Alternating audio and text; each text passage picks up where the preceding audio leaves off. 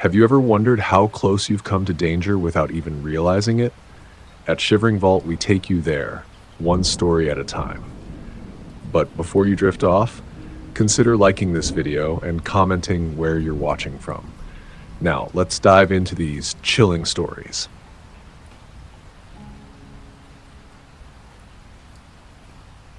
It all started about a year ago when I moved into my new place here in Texas. I'd just gotten a job, and after a week of unpacking, I was exhausted and decided to treat myself to some pizza. I was living alone in a small one-story house on the edge of town, kind of isolated from the main area. The neighborhood seemed fine, nothing to worry about really. The houses were spaced out a bit, and there weren't many cars on the road after dark. It was peaceful. Maybe too peaceful. Anyway, that night I was sitting on the couch watching a random TV show.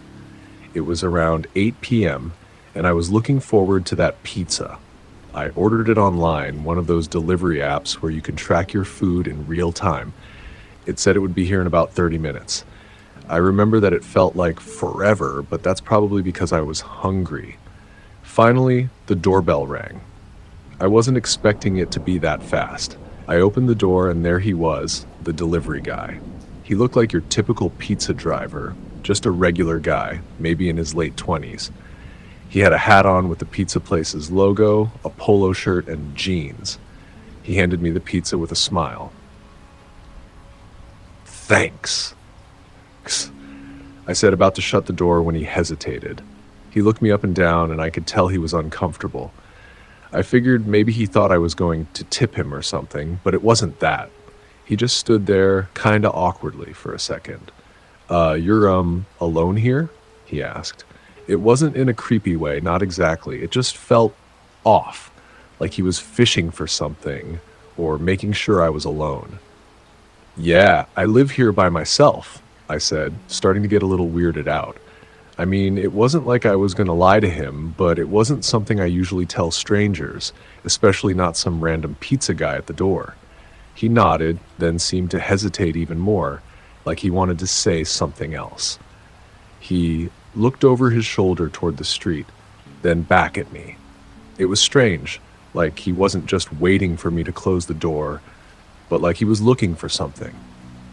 "Okay, have a good night," he said, almost too quickly, and then he turned around and walked away without looking back. I closed the door and went back to the couch, but I couldn't shake the feeling that something wasn't right. I shrugged it off and figured I was just being paranoid. Maybe it was because I had been alone in the house all week and was just getting used to the quiet. But still, I kept thinking about that weird pause, the way he'd looked over his shoulder like he was waiting for someone. It was about an hour later when things really started to feel strange. I was halfway through my pizza, flipping through channels when I heard a soft knock at the door. At first, I thought it might have been my neighbor or something. Maybe they needed to borrow sugar or something, I don't know. But the knock came again, this time a little louder. I stood up from the couch and walked to the door. Through the peephole, I saw the same guy, the pizza delivery driver, standing there. But now he wasn't alone. There were two other men standing beside him. They looked just as normal as he did, maybe even less noticeable, wearing casual clothes. For a second, I just froze. I didn't know what to do. Why would they be back? Had I forgotten something with the order? Was it a mistake? I felt the hair on the back of my neck stand up. I didn't open the door right away, but I could hear them talking just outside. "Is she home?" one of them asked in a low voice. It sounded like they were whispering to each other, but I could make out the words. "I think so. I saw her through the window," the delivery guy answered. "All right, you sure she's alone?" The other guy spoke now. "Yeah, just make sure you knock twice, like last time. Let's get in and out, quick." My heart started racing. I felt an immediate rush of panic, but I couldn't move. My hands were shaking, and I tried to remember what I was supposed to do in situations like this. Was this some sort of robbery? Why would they come back? And why did they think I was alone? I quickly ran to my phone and dialed 911. My voice was shaky when I answered the dispatcher's questions, but I managed to explain that I had a feeling I was about to be robbed and that there were people at my door trying to break in. The operator told me to stay calm and lock all doors and windows, so I did that as fast as I could. I could hear their voices getting louder, still talking to each other outside. I pressed myself against the wall, trying to stay as quiet as possible. For what felt like forever, I waited, not daring to move or make a sound. Then I heard them, the door handle rattling. It wasn't hard, but enough that I knew they were trying to open it. They weren't just waiting for me to open the door like a normal delivery guy. This was different. They were trying to force their way in. And just then, I heard sirens in the distance. The sound of the police getting closer was like a breath of fresh air. The guys outside must have heard them too, because they froze for a second, then started to whisper more urgently.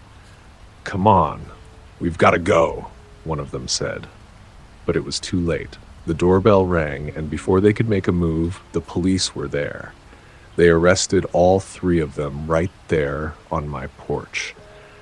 I don't think they expected the cops to show up so quickly, but I guess I was lucky I called when I did. Turns out the delivery guy was the one who had been planning the whole thing.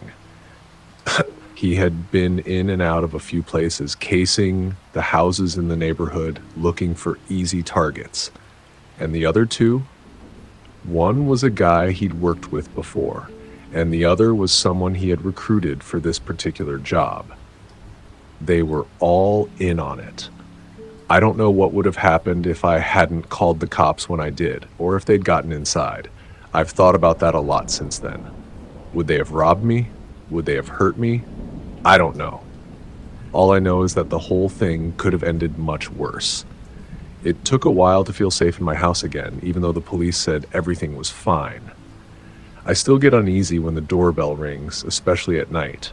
That delivery driver never came back to work, but I still think about what might have happened if I had been less cautious. I guess sometimes it's better to trust your gut, even when it seems like nothing is wrong.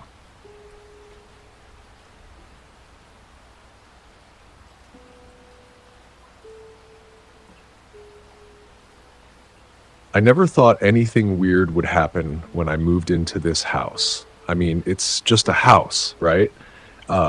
It's in a quiet neighborhood in Texas, just outside the city.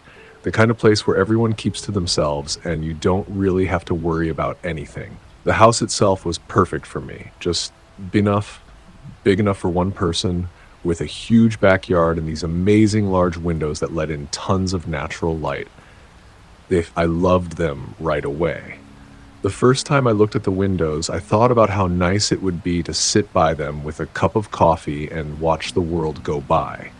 The house sat on a good-sized lot, so you couldn't see much of your neighbors unless you looked out the back, and even then, the fences were pretty tall. It felt like I had my own little slice of privacy, you know?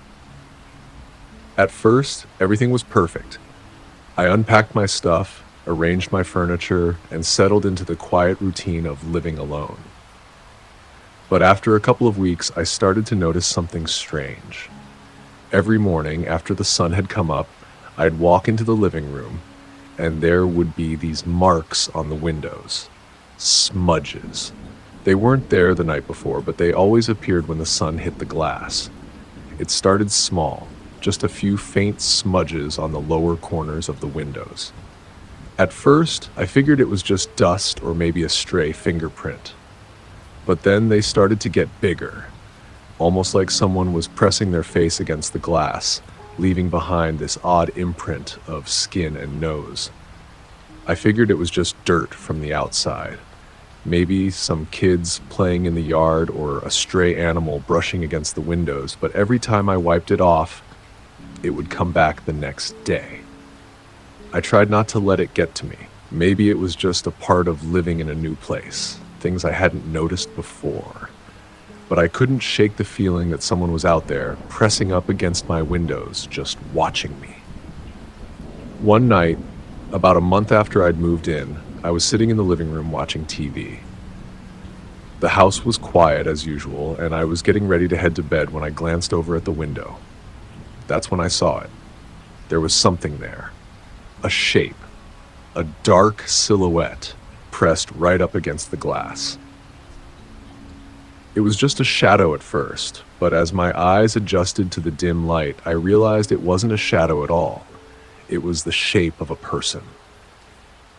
Someone was standing outside, right up against the window, so close that I could see the outline of their body pressed against the glass. I froze. My heart started pounding in my chest. I couldn't see their face, but I could tell they were watching me. It wasn't like a casual glance from a neighbor. This was different. It felt intense, like they were waiting for something. I didn't know what to do. Should I call the police? Should I open the door and confront them? I didn't move, just stared at the figure for what felt like hours, but it was probably only a few seconds. Then the figure slowly stepped back from the window, disappearing into the shadows. I didn't hear anything else after that.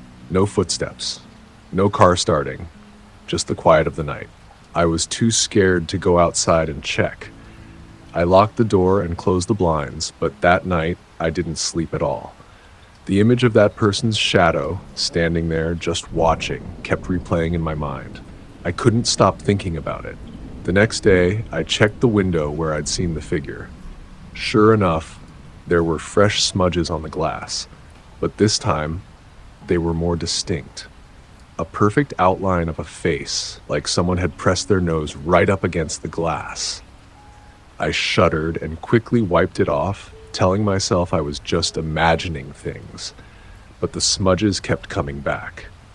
Every morning, after the sun rose, there they were again. It was always the same.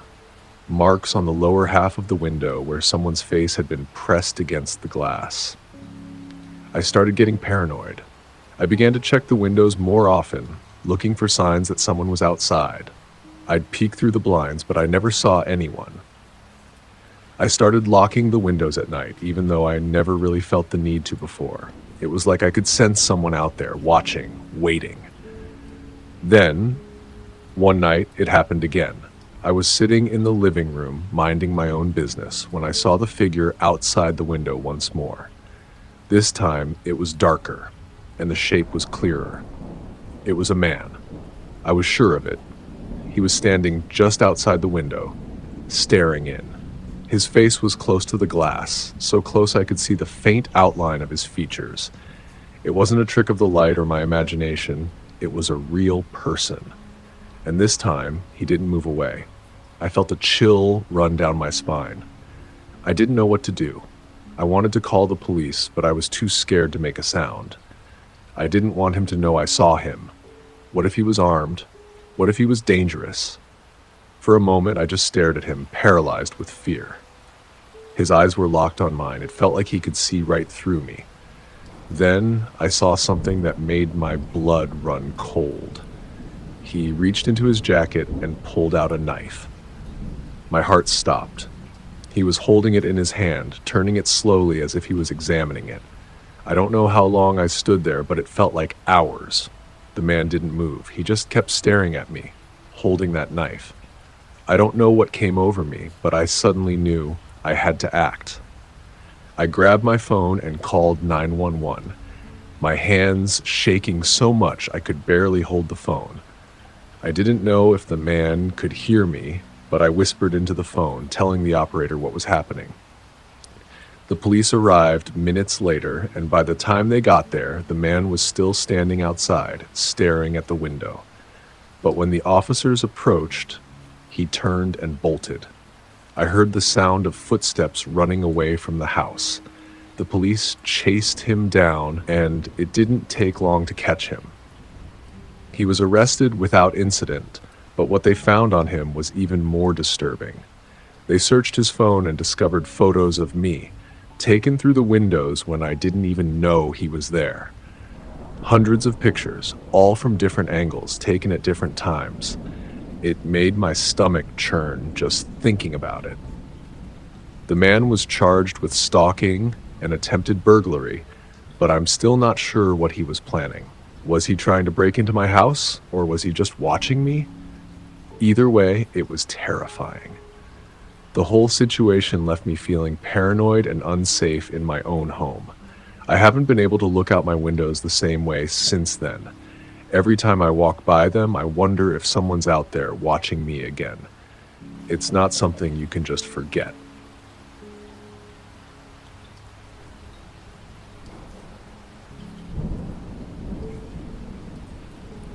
When I first moved into my new place, I didn't really give much thought to my morning jogs. I was fresh off a big move to a quiet suburban neighborhood in Texas, and I wanted to get back in shape after months of packing and unpacking. It was early, usually just as the sun was starting to rise and the streets were empty. Perfect conditions, right? The house was located on the edge of the neighborhood, close enough to the main road but far enough from everything else that I couldn't hear traffic or any kind of noise.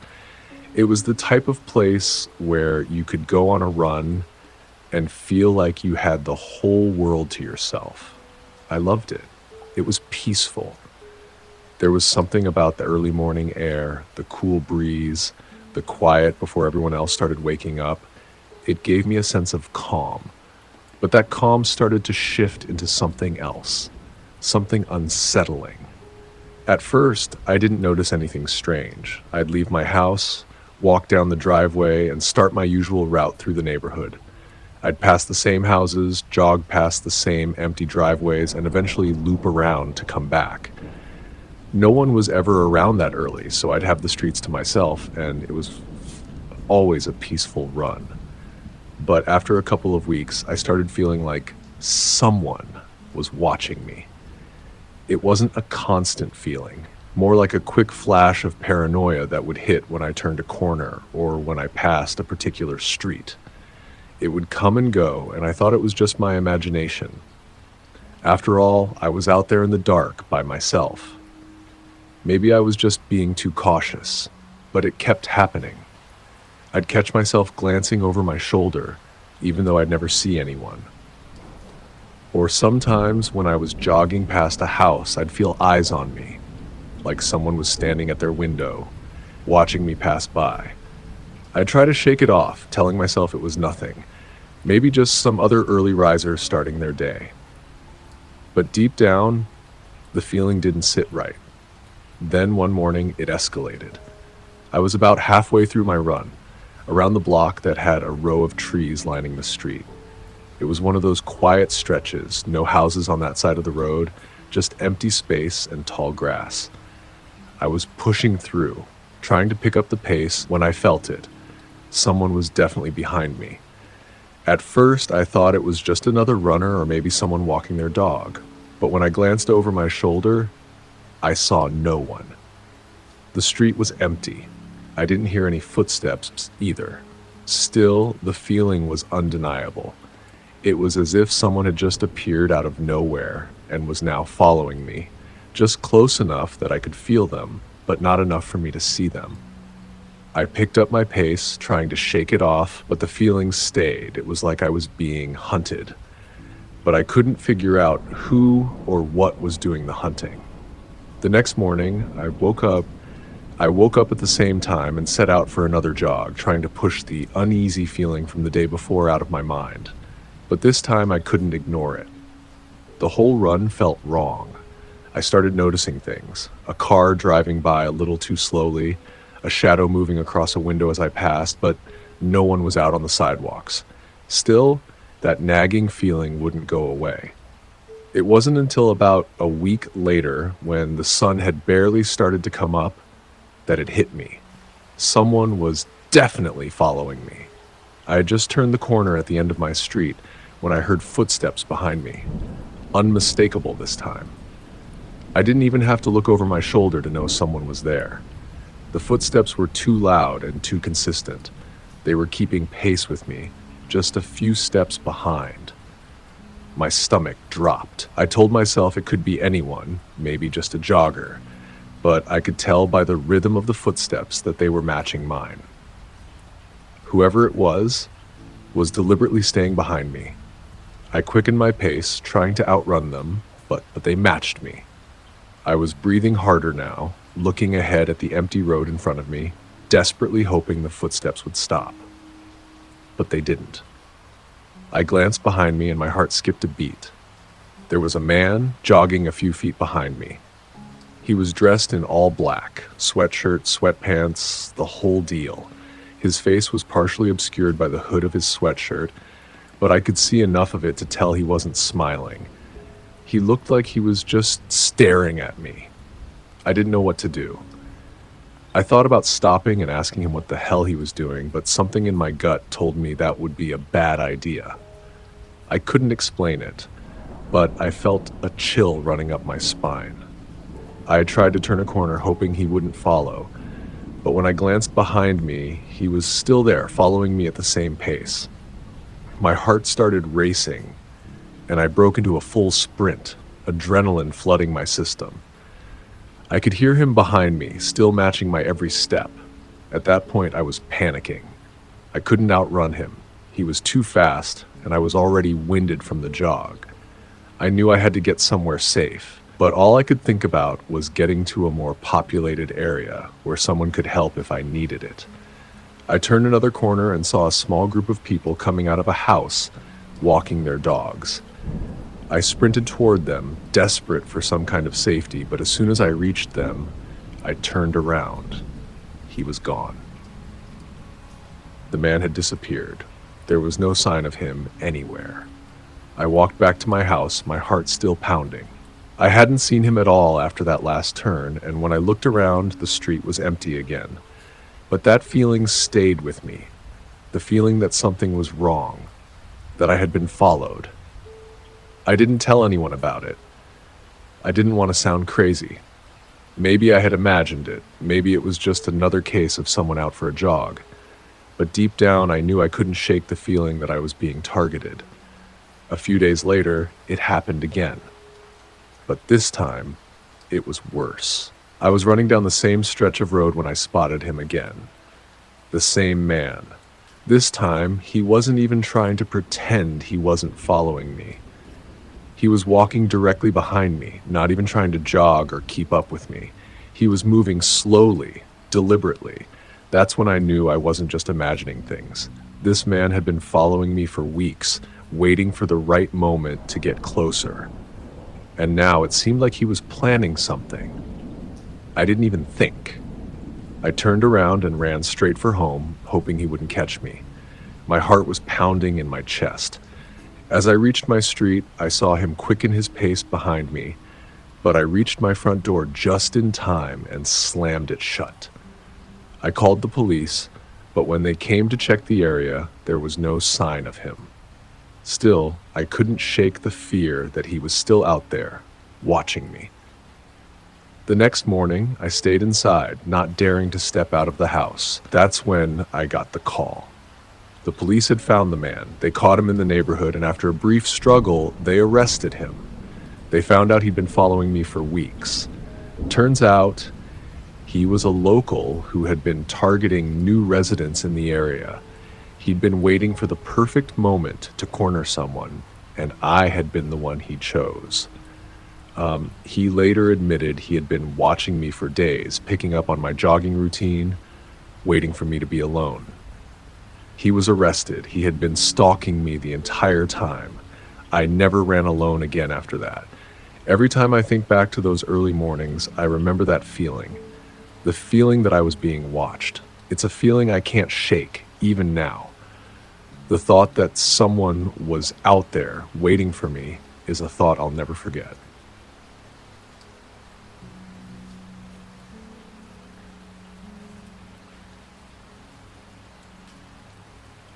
When I first moved into my house, everything felt perfect.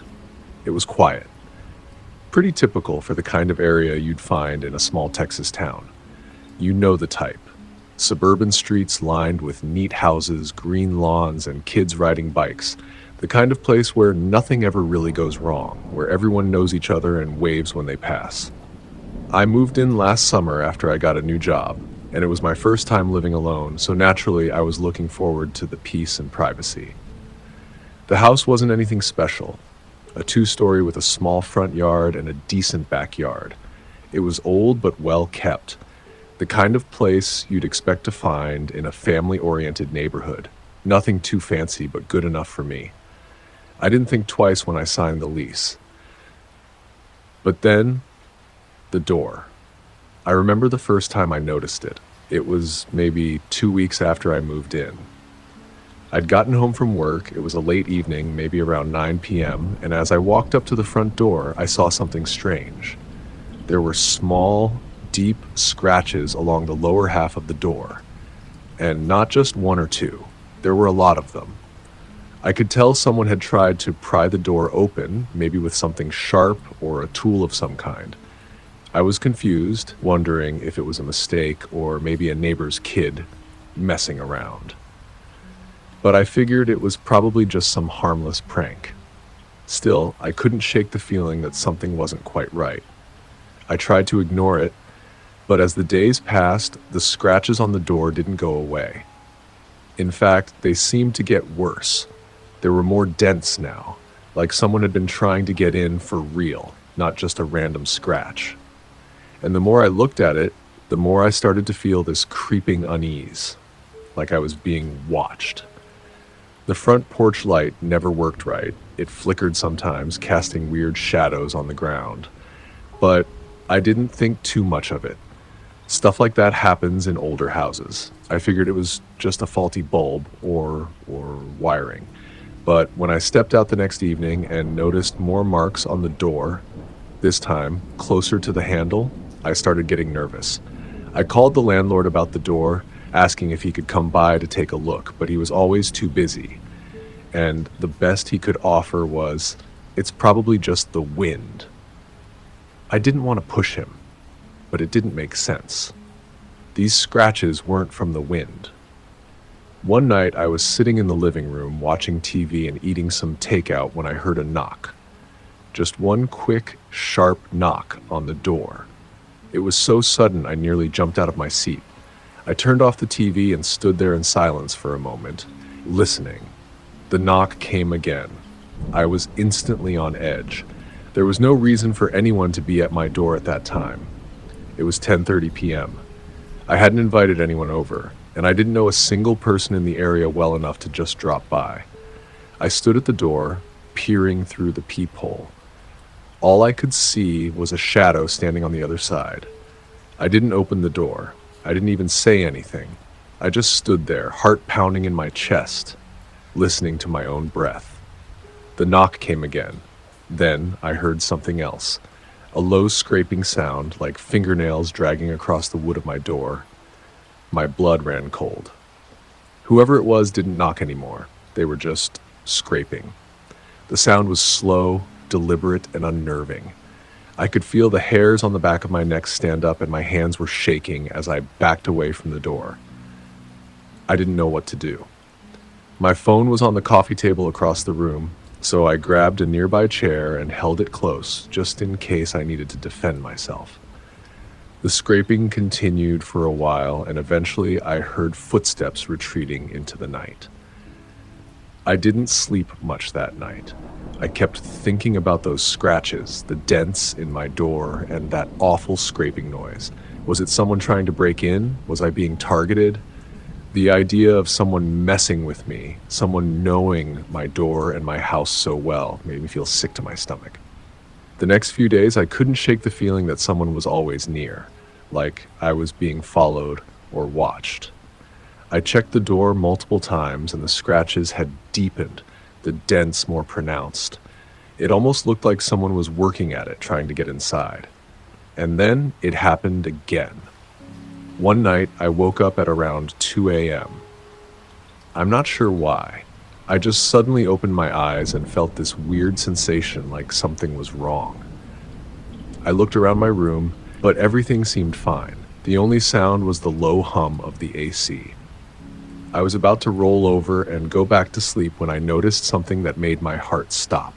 The light from the hallway outside my bedroom door was on. I never left it on. My blood ran cold.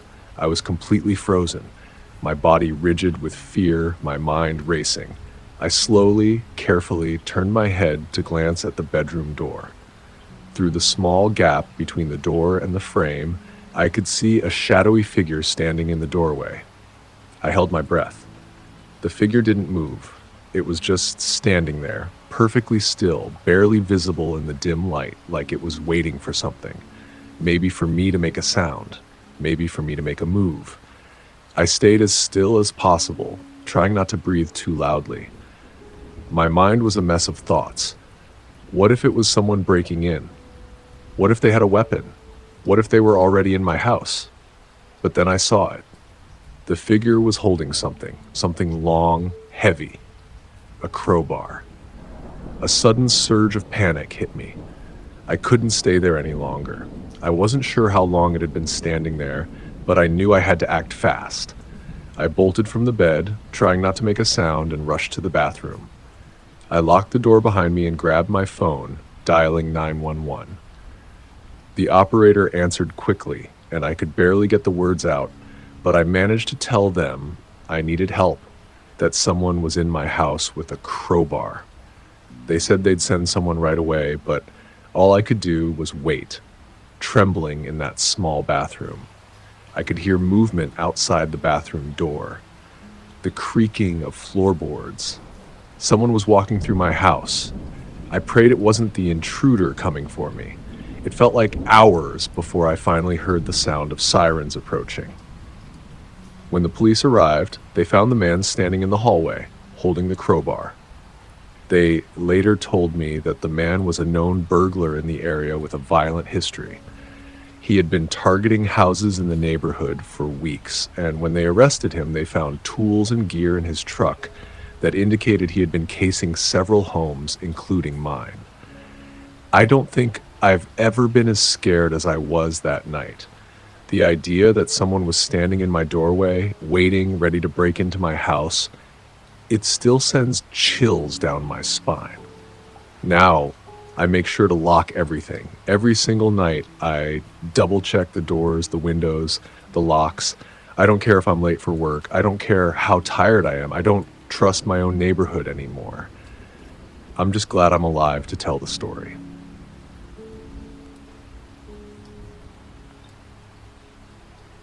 That's it for today's tale from Shivering Vault. If you have a story worth sharing, drop it in the comments or send it our way. Don't forget to subscribe and share with your fellow thrill seekers. As always, the Shivering Vault thanks you for unlocking today's tale. Until next time, the vault awaits your return.